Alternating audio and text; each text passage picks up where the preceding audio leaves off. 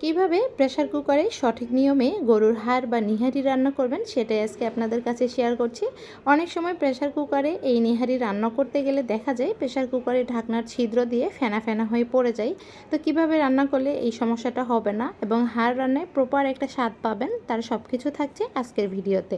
তো প্রথমে হাড়গুলো ভালোভাবে পরিষ্কার করে নিচ্ছি। হাড়ের মধ্যে কিন্তু অনেক ছোট ছোট চুল থাকে, অবশ্যই এইগুলো ভালোভাবে আগে পরিষ্কার করে নিতে হবে। এরপর হাড়গুলো আমি প্রেসার কুকারে নিয়েছি, দিয়ে দিচ্ছি 2 থেকে আড়াই কাপের মতো পানি। পানিটা একটু বেশি করে দিচ্ছি, যেহেতু এটা প্রথমে সিদ্ধ করে নেব 7 থেকে 8টার মতো সিটি দিয়ে। তো পানিটা যাতে শুকিয়ে প্রেসার কুকারে লেগে না যায় সেই আন্দাজে পানিটা দিয়ে দিতে হবে। এখানে লবণ বা হলুদ কোনো কিছুই দেওয়া যাবে না। লবণ হলুদ দিলে এটা কিন্তু ওই যে প্রেসার কুকারে ছিদ্র দিয়ে ফেনা ফেনা হয়ে পড়ে যাবে। শুধু পানি দিয়ে প্রথমে হাড়টাকে সিদ্ধ করে নিতে হবে, এতে করে আর ওই সমস্যাটা হবে না।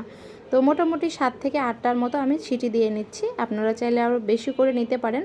তো বেশি করে সিটি দিলে কি হয়, হাড়টা বেশি সেদ্ধ হয়ে যায়। রান্নাটা ওভার কুক হয়ে গেলে সেটা টেস্টটা ভালো আসে না, খেতেও ভালো লাগে না। তো 7 থেকে 8টা সিটি দিয়ে নিলেই এনাফ, এর বেশি দেওয়ার কোনো প্রয়োজন নেই। তো আমি ঢাকনাটা খুলে নিয়েছি, দেখতে পাচ্ছেন পানিটা প্রায় শুকিয়ে গিয়েছে, অল্প একটু পানি রয়েছে। তো এখন আমি অ্যাড করব মশলা। প্রথমে দিয়ে দিচ্ছি পেঁয়াজ, দিয়ে দিচ্ছি হাফ চা চামচের মতো আদা বাটা, আর দিয়ে দিচ্ছি 1 চা চামচ রসুন বাটা, দিয়ে দিচ্ছি লবণ 1 চা চামচের একটু বেশি দিয়ে দিচ্ছি, আমার মনে হচ্ছে 1 চা চামচ দিলে একটু কম হবে। দিয়ে দিচ্ছি হাফ চা চামচ হলুদ গুঁড়া, হাফ চা চামচ ভাজা জিরার গুঁড়া, হাফ চা চামচের একটু বেশি দিচ্ছি ধনিয়া গুঁড়া, দিয়ে দিচ্ছি 1 চা চামচ উঁচু করে লাল মরিচের গুঁড়া, দিয়ে দিচ্ছি তেলটা খুব বেশি দেওয়ার প্রয়োজন নেই, জাস্ট 1/3 কাপ বা 1/4 কাপ দিলেই হয়ে যাবে।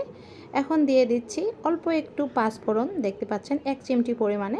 দিয়ে দিচ্ছি একটা তেজপাতা মাঝখান থেকে চিড়ে নিয়েছি, 1 টুকরা দারচিনি, 4টার মতো লং, 4টার মতো সাদা এলাচ, একটা দিয়ে দিচ্ছি কালো এলাচ, আর কয়েকটা দিয়ে দিচ্ছি গোলমরিচ। সব কিছু দেওয়া হয়ে গেলে এখন ভালোভাবে একটু নেড়ে দিচ্ছি, দিয়ে পানি দিয়ে দিচ্ছি। এ পর্যায়ে বেশি পানি দেওয়ার দরকার নেই, যেহেতু হাড়টাকে প্রথমে সেদ্ধ করে নিয়েছি। মোটামুটি 1 কাপের মতো পানি দিলে হয়ে যাবে। তো সব কিছু নেড়ে আবারও ঢাকনাটা দিয়ে চুলাতে বসিয়ে দিয়েছি। এ পর্যায়ে বেশি সিটি দেওয়ার কোনো প্রয়োজন নেই, মোটামুটি 2 থেকে 3টা সিটি দিলেই হয়ে যাবে। এর বেশি কিন্তু কোনো মতেই দেওয়া যাবে না, এতে করে হাড়টা ওভার কুক হয়ে যাবে, সেটার টেস্ট আর ভালো আসবে না। আমি কিন্তু বারবার আপনাদের বলছি। তো অবশ্যই সর্বোচ্চ 2 থেকে 3টা সিটি দিলেই হবে। তো আমার 3টা হয়ে গেছে, আমি এখন ঢাকনাটা খুলে নিয়েছি, দেখতে পাচ্ছেন।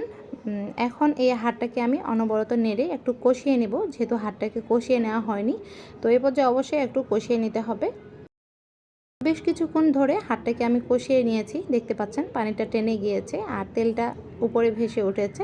হাড় রান্নায় কিন্তু বেশি তেল দিবেন না, মোটামুটি আমি যতটুকু দিচ্ছি সেই পরিমাণে দিলেই হবে। তো আমি ভালোভাবে কষিয়ে নিয়েছি, এখন আমি দিয়ে দিচ্ছি অল্প একটু পানি। তো যে যেমন ঝোল খাবেন সে আন্দাজে পানিটা দিয়ে দিবেন। হাড় রান্নায় একটু ঝোলের প্রয়োজন আছে, যেহেতু এটা শুধুই হাড়। তো আমি হাফ কাপ পরিমাণ পানি দিচ্ছি এবং সাথে দিয়ে দিচ্ছি হাফ চা চামচ পরিমাণ ভাজা জিরার গুঁড়া। একটু ভালোভাবে নেড়ে মিশিয়ে ঢাকনা দিয়ে ঢেকে অল্প আঁচে 2 মিনিট রান্না করে নিচ্ছি। তো আমার 2 মিনিট হয়ে গিয়েছে, দেখতে পাচ্ছেন। আর হাড় রান্না প্রায় শেষের দিকে, চাইলে উপর থেকে কয়েকটা কাঁচামরিচ ভেঙে দিয়ে দিতে পারেন, তো আমি আর দিলাম না।